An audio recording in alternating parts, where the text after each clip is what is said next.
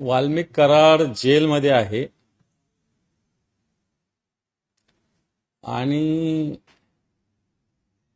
एका खुनाच्या प्रकरणात आहे. याचाच अर्थ धनंजय मुंडेंनी प्रूव्ह केलं की वाल्मिक कराडांचे ते एकच आहे आणि धनंजय मुंडेंच्या सपोर्टमुळेच वाल्मिक कराडांची गुन्हेगारी प्रवृत्ती फोपावलेली होती. आणि वारंवार त्या भागातील जनतेनं मागणी केलेली आहे की या देशमुखांच्या हत्येच्या प्रकरणात धनंजय मुंडेंच्या पाठिंब्यानेच या सगळ्या गोष्टी घडलेल्या आहेत आणि धनंजय मुंडेंनी आपल्या वक्तव्यातून ते सिद्ध केलेले आहे. हे होत असताना परळीतले जे उमेदवार आहे, विधानसभेला ज्या पद्धतीनं बूथ कॅप्चरिंग असेल, बूथवर दादागिरी असेल, दुसऱ्या उमेदवारांना येऊ सुद्धा द्यायचं नाही अशा पद्धतीनं स्थिती होती, तशीच पुन्हा होऊ शकते अशी भीती नगरपालिकेच्या सगळ्या उमेदवारांनी व्यक्त केलेली आहे. तसंच बीडमध्ये चालू आहे पूर्ण जिल्ह्यामध्ये. निवडणूक आयोगानं याच्यावर सुस्पष्ट भूमिका घेण्याची गरज आहे. पोलीस यंत्रणेने सुद्धा याच्यात अॅग्रेसिव्ह वागण्याची गरज आहे. परंतु या ठिकाणी पोलीस यंत्रणा असो, प्रशासनाची यंत्रणा असो, ही सत्ताधारी पक्षाला कशी मदत होईल असा प्रयत्न करतो, परंतु याला निश्चित आम्ही विरोध करू, याच्या विरुद्ध आवाज उठवू.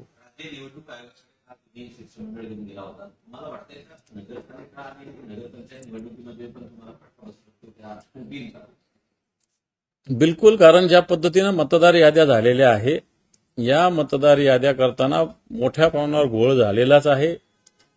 भौगोलिक रचनेनुसार ही मतदार यादी होत असताना कित्येक प्रभागामध्ये बाहेरचे लोक इथं आले आणि इथले लोक बाहेर फेकले, असं अनेक ठिकाणी नव्हे प्रत्येक ठिकाणी तक्रारी आहेत. आणि या तक्रारी एका ठिकाणच्या नाही तर प्रत्येक ठिकाणच्या आहे. याच्याविषयी राज्य निवडणूक आयोगाने भूमिका घेतली पाहिजे, कारण लोक काही एक एक करून कोणतेही ऑब्जेक्शन देत नसतं. लोकांना मतदानाच्या दिवशीच जाग येत असते या विषयाची.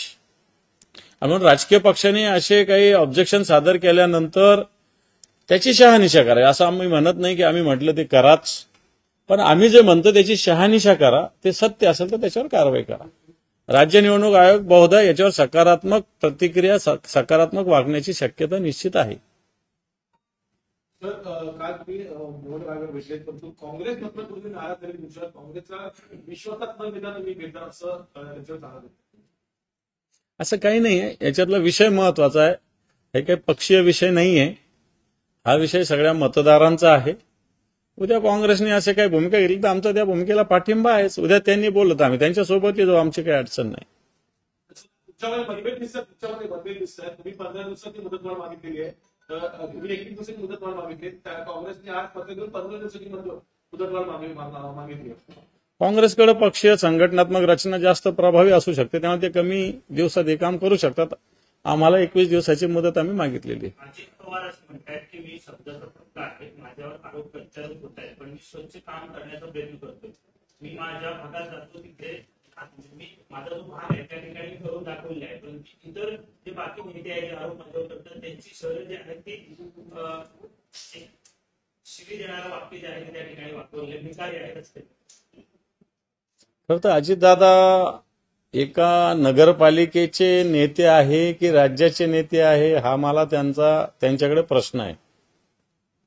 अजितदादा ज्या विषयी बोलतात तिथेही नुसतं समोर शहरात चमक धमक आहे, ग्रामीण भागात तिथे तेच हाल आहे. पण तो ठीक आहे, सगळीकडे चांगलं आहे असं आपण समजू. पण तो अजितदादा तेवढ्याच भागाचे नेते आहे की या राज्याचे उपमुख्यमंत्री आहे, या वक्तव्यातून कळायला मार्ग नाही. खरं तर राज्याची जबाबदारी त्यांच्याकडे आहे. उपमुख्यमंत्री ते वर्षानुवर्ष आहेत, त्यामुळे या विषयात सुद्धा त्यांनी लक्ष दिलं पाहिजे. पण त्या नेत्यांना दोष देण्याची गरज नाही. त्याच्यातलं मेजॉरिटीनं नेते त्यांचेच आहेत.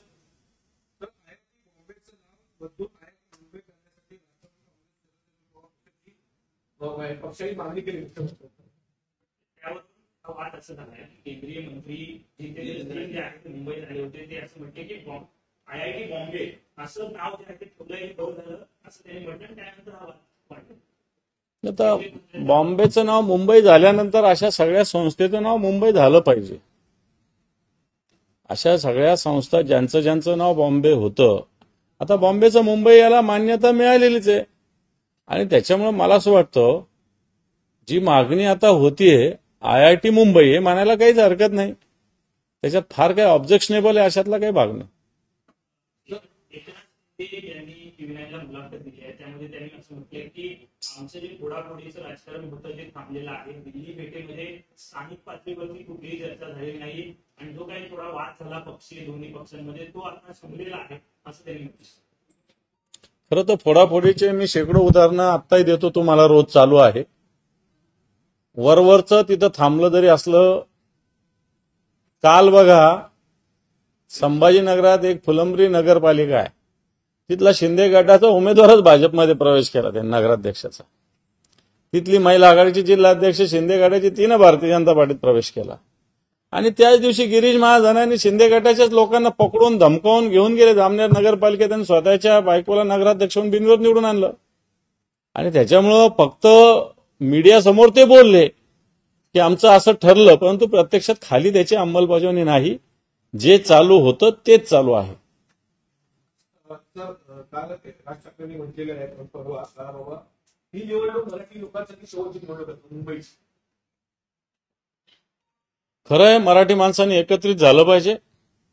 ज्या पद्धतीनं बिहारचे मतदार मुंबईमध्ये येत आहेत, गुजरातचे मतदार मुंबईमध्ये येतात आणि मराठी माणूस मतदान करताना अनास्था दाखवतो, याविषयी राजसाहेबांनी हे वक्तव्य केलेलं असावं. आणि म्हणून मराठी माणसानं जागृत होऊन या निवडणुकीमध्ये मतदान केलं पाहिजे आणि मराठीची भूमिका जो घेतो त्याच्या मागे भक्कमपणे उभा राहिलं पाहिजे.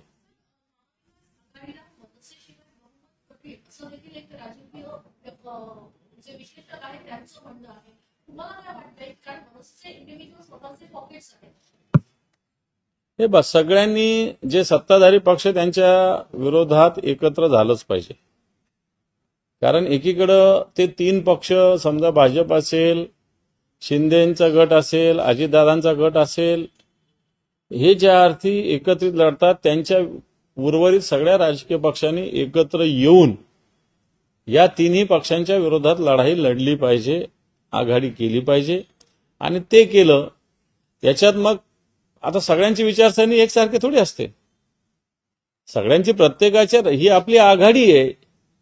आघाडी म्हणजे काय एक विचार असायचं काही गरज नाहीये. सीट ऍडजस्टमेंट आहे.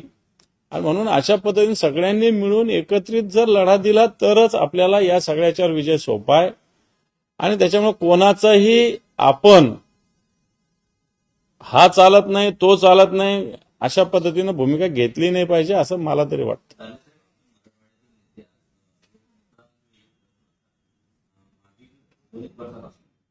का होतंय की बीड जिल्हा केंद्रस्थानी राहतोय आणि कुठली घटना घडली तर ती बीड जिल्ह्याला जाऊन त्याचा संबंध जुळतो किंवा अशा प्रकारची घटना पाहायला असं का होतं?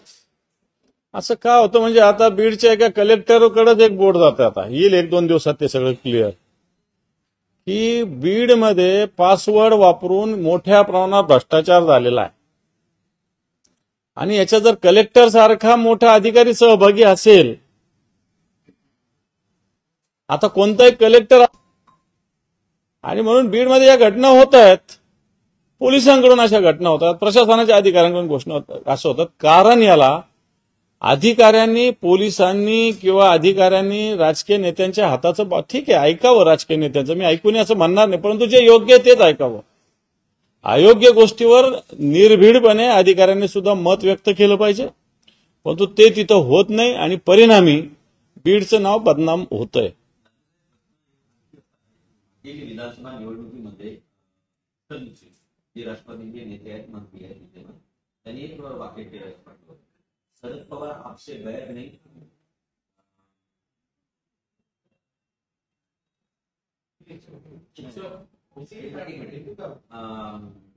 तिथले स्थानिक उमेदवार आहेत घाडगे, शरद पवार आपसे गैर नहीं, समरजीत घाडगे अब तेरी खैर नहीं, असं त्यांचं वाक्य होतं दिवडी विधानसभा निवडणूक.